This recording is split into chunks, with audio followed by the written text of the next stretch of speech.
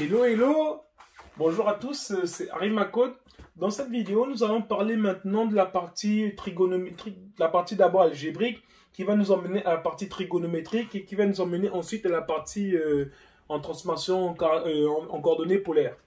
Déjà, si je reprends là où on s'était arrêté, c'était Z qui était égal à A plus IB.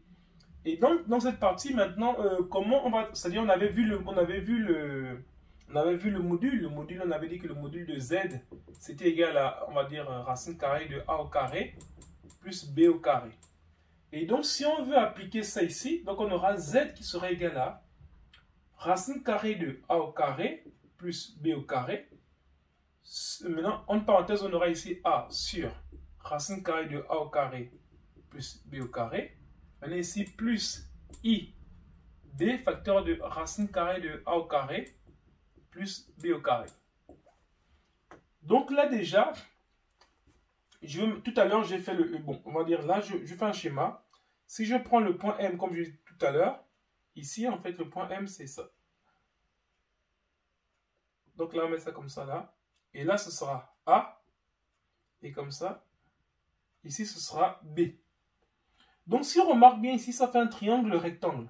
Et ça c'est l'hypoténuse ici. Donc, si on applique le théorème de Pythagore, ça veut dire si je mets ça OM ici, on sait que OM sera égal à racine carrée de A au carré plus B au carré. Ça ne nous dit rien? OM, si, bien sûr, ça nous dit quelque chose. C'est le module. Le module de Z qui sera égal à racine carrée de A au carré plus B au carré. Donc, ici, ce qui se passe, c'est que cette distance-là, c'est ce qu'on appelle le module. Que d'autres personnes nomment R. D'autres personnes nomment R comme ça qui égale le module. Donc ici, ce qui se passe, c'est que si on voit maintenant par rapport à cet angle-là, l'angle ici, c'est l'angle qu'on appelle phi. Quand on va voir en partie coordonnées polaires, ce qui se passe, c'est que sinus de phi sera égal à quoi? Sinus, c'est quoi? C'est le côté opposé qui est égal à B sur l'hypoténuse qui est égal au module de Z. N'est-ce pas? Donc ça veut donc dire que B serait égal B sur racine carrée de A au carré plus B au carré. Et l'autre cosinus de phi serait égal au côté adjacent qui est A, le côté qui est collé à l'angle, ce serait égal à A sur le module de Z qui est à distance OM qui serait égal à A sur racine carrée de A au carré plus B au carré. Et ça ne nous dit rien? Bah si, bien sûr, c'est ce qui est là. Et là, c'est ce qui est là. Donc, on voit bien qu'ici, c'est le sinus. Et on voit bien que là, c'est le cosinus. Donc, qu'est-ce que ça donne? Ça donne ici racine carrée de A au carré plus B au carré. Ici, maintenant, on aura sinus de phi. Bon, on peut appeler cet angle phi ou alpha. Bon, on va aller sur alpha, comme c'est la notation souvent qui est vue. On va dire alpha comme ça. Non, pardon. Alpha, ici, plus... Non, on va dire cosinus, pardon. Cosinus alpha plus I sinus alpha. Pourquoi? Parce que ici, ce qui est là, on avait dit avec le B, c'était le sinus. Donc, avec le B ici, c'est I sinus. Et là, maintenant, c'est cosinus. Et ce qui se passe là, c'est ce qu'on appelle, donc on est passé de la partie, on va dire algébrique, c'est ça là, la partie algébrique, c'est Z égale A plus IB. On a mis le module et ce qui est resté, c'était un cosinus I plus I, un sinus. Et donc, c'est ce qui donne cette forme-là. Et ça, c'est la forme trigonométrique. Et maintenant, quand on parle de la forme maintenant exponentielle, ça devient juste maintenant racine carrée de A au carré plus B au carré exponentielle de I alpha. Ça, c'est la forme, on va dire ça, c'est la formule Euler. Euler a dit cosinus alpha plus I sinus alpha se met sous la forme de exponentielle I alpha. Donc, cette valeur, elle est là. Et celle-là, c'est ce qui est représenté là. Ça, c'est la formule d'Euler. Euler.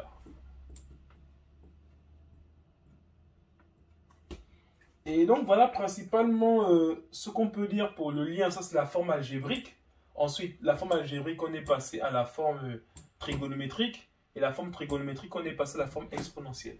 Donc, quel est le lien? C'est-à-dire, on va dire rapidement, si Z égale à A plus IB, ça veut dire que Z sera aussi égal à module de, donc le module donc A carré plus B carré, on va dire de on va dire, de cosinus alpha plus i sinus alpha. Et l'autre, maintenant, sera égal à la racine carrée de a au carré plus b au carré exponentielle de i alpha.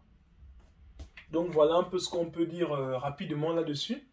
Et donc, pour cela, on va faire rapidement, on va dire, des petits exemples là-dessus. Je vais prendre juste quelques petits exemples rapides. Et donc, pour ces exemples-là, je vais commencer par d'abord prendre, on va dire, 1. Si on nous dit que Z1 égale à 1, pour transformer ça en partie, d'abord, partie trigonométrique, ce serait égal à cosinus, on va dire, là déjà, ce serait égal à 1 plus 0i.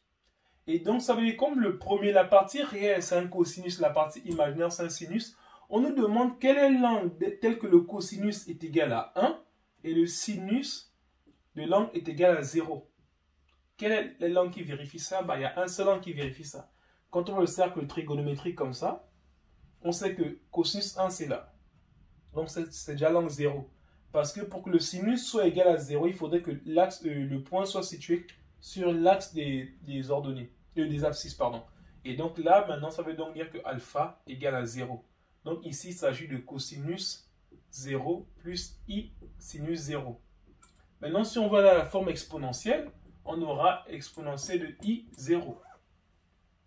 Ça, c'est le premier exemple que j'ai voulu donner. Je vais prendre un deuxième exemple que je vais appeler Z2. Et au trouver à Z2, maintenant, je vais prendre juste i. On va dire Z2 sera égal à i. Et i, c'est égal à quoi? C'est égal à 0 plus 1i. Ça veut dire qu'on demande un angle tel que le cosinus de bêta soit égal à 0 et le sinus de bêta soit égal à 1.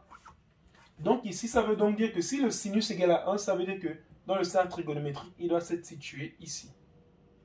Et là, c'est pi sur 2. Donc l'angle dont on nous parle, parce que cosinus de pi sur 2 fait aussi 0, parce qu'on est situé sur l'axe des ordonnées, donc par rapport à l'axe des abscisses, c'est 0. Donc ici, j'espère que vous voyez bien, parce que normalement, un point, on va dire même de façon générale, si on prend un repère orthonormé, un point quand il se décale comme ça, il a une abscisse et ordonnée.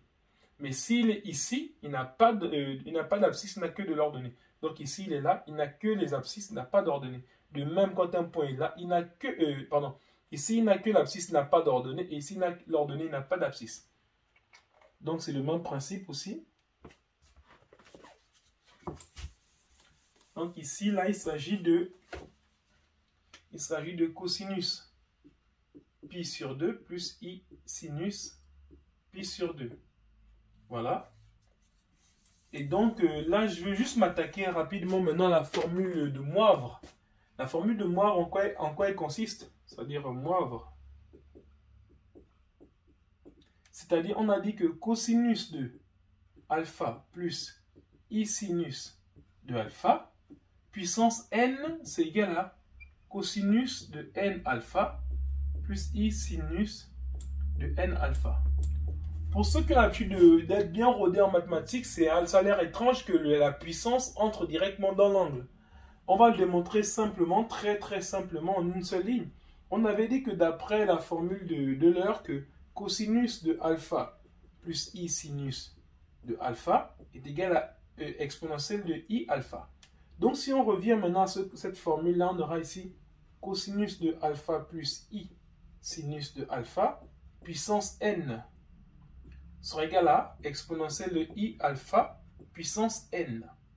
Et comme on sait qu'il y a une formule qui dit a puissance m, le tout puissance n, sera égal à a puissance m fois n. N'est-ce pas? Et donc ici, on revient à exponentielle de i alpha fois n. Ça devient exponentielle de i n alpha. Et comme on a dit exponentielle de i un angle, ça veut donc dire que ça devient ici à cosinus de cet angle-là qui sera n alpha plus i sinus de n alpha.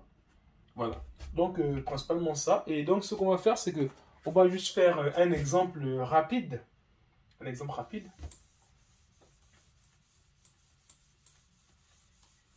Et donc, cet exemple rapide sera, je vais prendre un Z qui sera égal à moins 1 demi plus racine carrée de 3 sur 2, bon, i. Donc déjà ici, on n'aura pas besoin de faire le module parce que le module sera égal à 1. Bon, je vais quand même le faire. Module de z sera égal à moins 1 demi. Bon, la racine carrée de moins 1 demi au carré plus racine de 3 sur 2 au carré. Ça va donner ici donc racine carrée de 1 quart plus 3 demi. Ça fait 4 quarts, ça fait donc 1. Ok, donc le module de z il est égal à 1. Donc pas besoin de mettre le module d'un facteur. Ensuite, ce qui va rester, c'est que on nous demande ici quel est le cosinus. Quel est le cosinus de, on va dire cosinus de l'angle cosinus alpha qui est égal à moins 1 demi. Et bon, je vais même aller plus loin. Je vais mettre comme ça. 1999, comme ça. Et donc ici, cosinus de alpha, ça fait moins 1 demi. Et sinus de alpha, qui sera égal à racine de 3 sur 2. Donc ce qui se passe, c'est qu'on nous demande quel est l'angle dont le cosinus est égal à moins 1 demi et le sinus est égal à racine de 3 sur 2. Bon, déjà, ça, c'est des formules aussi à savoir que j'avais omis la dernière fois. C'est que cosinus de pi moins alpha égale à moins cosinus de alpha. Vous pouvez vérifier ça juste par la formule cosinus de a moins b. Et là, vous allez trouver. Et l'autre, maintenant, sinus de pi moins alpha égale à sinus de alpha. Et vous pouvez le vérifier avec la formule de sinus de a moins b. Ou bien, bon, après, pour ceux qui veulent, bon, je vais vite rapidement. C'est-à-dire que la formule de ça, c'est que cosinus a moins b, c'est égal à cosinus a, cosinus b, plus sinus a, sinus b. Ensuite, on aura cosinus de a plus b, qui serait égal à cosinus de a, cosinus de b, moins sinus de a, sinus de b. Ensuite, l'autre, c'est, on va dire, sinus de a plus b, qui serait égal à sinus a, cosinus b, plus sinus b, cosinus a. Et l'autre, maintenant, c'est sinus de a moins b, qui serait égal à sinus de a, cosinus b, comme pareil, moins sinus de b, cosinus a. Donc voilà un peu les formules qu'il faut retenir principalement sur ces quatre-là. Et grâce à ces formules, vous pourrez démontrer ce que j'ai dit là en fait. Donc cosinus de pi moins alpha égale à moins cosinus alpha. Et sinus de pi moins alpha égale à sinus alpha. Pourquoi je parle de cette formule? C'est à cause de cet exemple-là. Parce qu'on sait que cosinus de, on va dire, de, qu'est-ce qui donne pi 1 demi? C'est cosinus de pi sur, je crois que c'est comme cosinus de pi sur 3, qui est égal à 1 demi. Voilà. Et donc, en fait, ce qui se passe, c'est que pour avoir moins 1 demi, c'est cosinus de pi moins pi sur 3. Ou bien, égal à moins 1 demi, ou cosinus de pi plus pi sur 3, que c'est égal à moins 1 demi. Maintenant, pour avoir le racine de 3 sur 2 là, c'est sinus de quel angle qui donne racine de 3 sur 2? C'est sinus de soit de pi sur 3, qui est égal à racine de 3 sur 2, ou bien sinus de pi moins pi sur 3, qui est égal à racine de 3 sur 2. Et donc, voilà les deux solutions qu'on a pour ici, pour le sinus, les deux solutions qu'on a pour le cosinus. Donc, la seule chose, c'est prendre l'angle qui est en commun. Bah, c'est pi moins pi sur 3 des deux côtés. Donc, en fait, l'angle qu'on nous demande, c'est pi moins pi sur 3, qui serait égal à 2 pi sur 3. Voilà l'angle qu'on nous demande. Donc, ici, l'angle qui vérifie ça, c'est 2 pi sur 3. Donc, maintenant, si on veut revenir à... On va dire, voilà, vous pouvez mettre pause si vous voulez prendre des notes, ainsi de suite. Maintenant, si on veut revenir à ce qu'on avait tout à l'heure,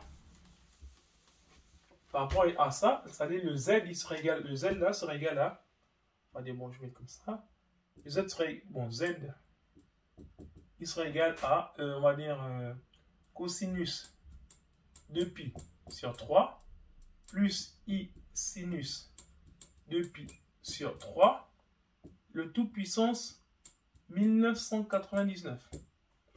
Donc, que se passe-t-il ici? Ça devient donc ici maintenant, on va dire, d'après, bon, on va faire le calcul simple, ça devient ici juste cosinus, t'as pas la formule de moindre, on aura ici 1999 fois 2pi sur 3 plus i sinus de 1999 fois 2pi sur 3. Ok. Donc, qu'est-ce que ça donne ici? On aura ici donc cosinus de, on va dire, bon, je vais essayer de faire ça plus simple possible. Bon, on va dire 1999 divisé par, on va dire ça, 1999 ça devient 2000 moins 1 fois 2pi sur 3. Est-ce que je pourrais simplifier ça? Non, je ne pourrais pas simplifier ça. Donc, ce que je vais faire, c'est que je vais transmettre ça d'une autre manière. On aura donc juste ici maintenant, bon, si je vais déjà aller faire ça d'abord, on aura donc ici cosinus de, on va dire 2 pi multiplié par 1999 sur 3 plus i sinus de 2pi fois 1999 sur 3. Bon, maintenant ici, qu'est-ce qu'on cherche à faire?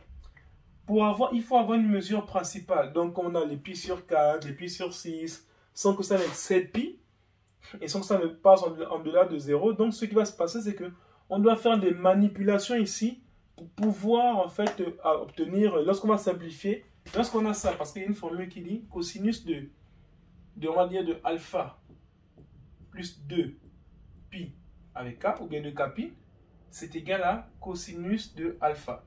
Pareil, sinus de alpha plus de kpi, c'est égal à sinus de alpha. Donc le but, c'est d'avoir de sinus de alpha plus de kpi, ou bien 2pi fois k, comme ici, c'est là, 2pi fois k, ou bien et cosinus aussi de 2pi fois k. Donc la transformation, l'idée qu'il faut voir l'astuce, c'est déjà, comme on a 3 au dénominateur, il faudrait qu'au numérateur, on ait un multiple de 3. Et le multiple de 3 qu'on a déjà ici, c'est, puisque on sait qu'un nombre est divisible par 3 lorsque la somme de ces chiffres est un multiple de 3, déjà on a 9, 9, 9. Donc ici avec le 1, on a le 1 en trop. Donc pour cela, on va enlever le 1 ici, ça va devenir cosinus de 2pi, facteur de 1998 plus 1 sur 3, plus i sinus de 2pi multiplié, bon, facteur de 1998 plus 1 sur 3. Et donc, qu'est-ce que ça donne là? On aura ici cosinus de 2pi. Maintenant ici, quand on va simplifier maintenant, ça veut dire qu'on a maintenant 1998, bon, divisé par, bon, je vais mettre ça comme ça, 2pi facteur de 1998 sur 3, plus 1 sur 3, pareil, plus i sinus de 2pi facteur de 1998 plus 1, 98 sur 3, plus 1 sur 3. Voilà. Donc maintenant ici, ce qu'il faudra faire, c'est simplifier 1998, c'est-à-dire 1998. En fait, on va dire divisé par 3. Et c'est pareil à faire, on va dire, c'est comme si on faisait, bon, je vais dire, moi, simplifier ici, là, donc il va 6 fois 3, 18, il va rester 1, ici 19, ici, non, pareil encore, il va 6 fois, il va rester 1, 18, donc 6, ok. Ça fait donc 666. Donc ici, ce que ça va nous donner, c'est qu'on aura ici cosinus de 2pi fois, de 2pi ici fois 300, on va dire, c'est 666 comme ça. Donc on a dit ça, on a divisé par 3, ça donne 666. Donc ça fait 2pi fois 666. Comme ça, je vais mettre comme ça, plus 1 sur 3. Comme ça. Plus i sinus de 2pi fois, on va dire 2pi, facteur de 666, plus 1 sur 3. Donc là, ça nous ramène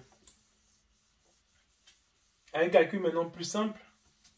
Donc ce qui se passe, c'est que là, on aura maintenant juste cosinus de, on va dire, comme on a dit, on développe ça. 2pi fois ça, on avait dit cosinus de 2pi fois k plus alpha serait égal à cosinus de alpha.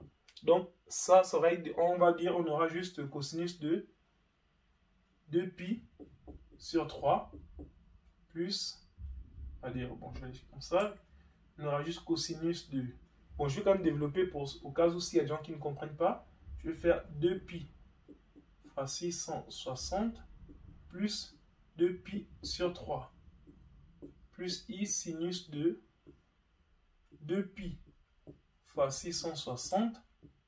Bon, on peut effacer ça, vous pourrez mettre pause pour recopier.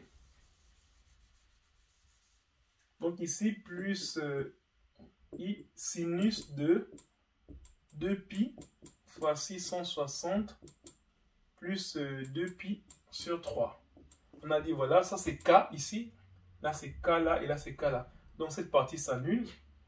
Ça devient donc ici cosinus de 2pi sur 3 plus i sinus de 2pi sur 3. Et là maintenant, ça donne, on a dit tout à l'heure, ça faisait moins 1,5 plus i racine de 3 sur 2. Voilà.